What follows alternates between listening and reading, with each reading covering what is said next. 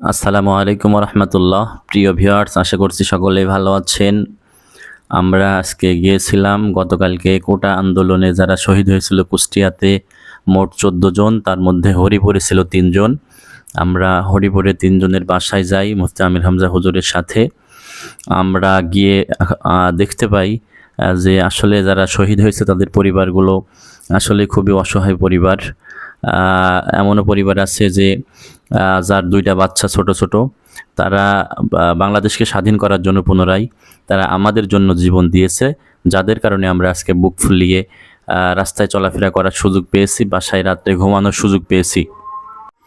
আমাদের সকলেরই উচিত আমাদের আশেপাশে যারা আছে তাদের খোঁজ খবর নেওয়া, তাদের যারা শহীদ হয়েছে তাদের পরিবারগুলোর দায়িত্ব নেওয়ার চেষ্টা করা। সাথে সাথে যারা পঙ্গুত্ব বরণ করেছে, এখন পর্যন্ত হাসপাতালে গেলে দেখা যাবে অনেকের হাত নাই, অনেকের পা নাই, অনেকের